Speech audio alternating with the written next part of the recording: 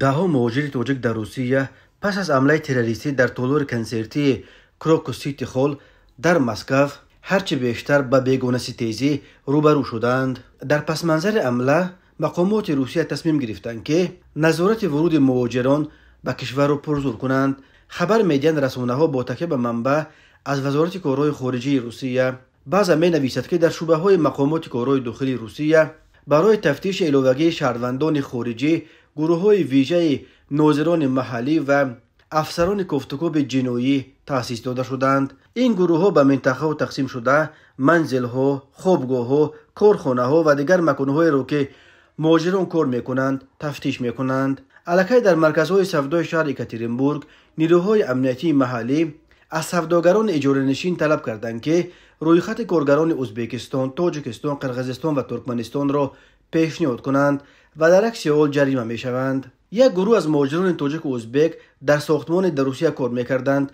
نوبسته از آن که همه حجت‌هایشان کامل است تنها برای تاجیک و ازبک بودند از کار رانده شدند. مهاجران تاجیک نگرانند که ریت‌ها بیشتر به آنها تاثیر منفی میرساند و انتظار میرود پس از این گروه مهاجران را بازداشت و از این کشور اخراج نمایند. در نوبت خود جمعیت تاجیکان در روسیه با نظرداشت افزایش جنایت‌های دارای خصوصیت بیگانه‌ستیزی از شهروندان تاجیکستان خواسته است که نهایت احتیاطکار باشند و برای آنها فهرست توصیه ها آماده کردند. در همین حال شروع جمعیتی نزد سفارت تاجیکستان در روسیه با پخش اظهارات گفته است که وضعیت برای شهروندان خارجی در روسیه تغییر نیافته است.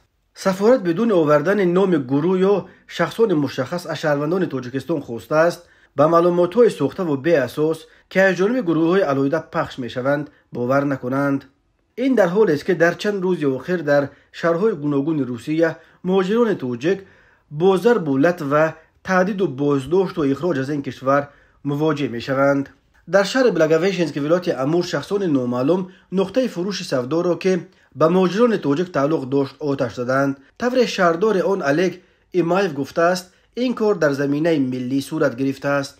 در کلوگ افراد ناشناس در کوچه 3 شهروند تاجیکستان را لطو کردند. حالا یکی از آنها در بیمارستان بستری است. غیر از این در مناطق مختلف روسیه مشتریان به طور عمومی از خدمات تاکسی که راننده‌اش تاجیک است دست میکشند. شبکه‌های تلگرام از صفحه‌های عمومی نمو گرفته ها را نشر کردند که در آن آدمان از ضمیمه ها بر رانندگان می نویسند که اگر از تاجیکستان باشند فرمایش را بیکار کنند یا آنها مجبور می شوند که به پلیس مراجعت کنند.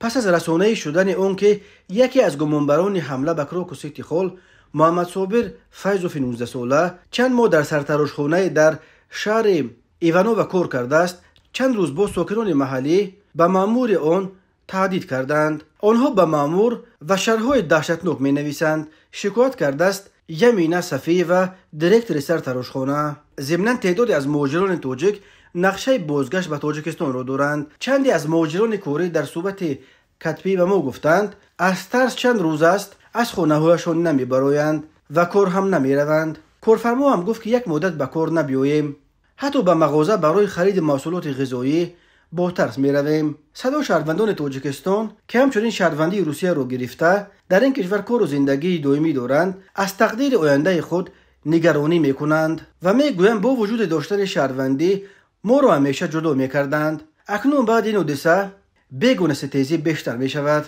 چندی از مهاجران کوری تاجیک شکایت دارند که صاحبان خانه هایی که آنها اجاره می نشینند از آنها طلب دارند که خانه را خالی کنند و آنها دیگر به تاجیکان اجاره نمی دهند. افزایش فشار بالای مهاجران کوری در حالی است که در گذشته مقامات روسیه و ساکنان علیحده روسیه به هر راه به مهاجران کوری تاجیک فشار می آوردند و مناسبت تند یا بیگانه‌ستیزی می کردند. اکنون بعد حادثه کراکوو سیتی هال که به گفته مقامات روسیه پای تاجیکان در آن کشیده شده است این فشارها بیشتر می شوند.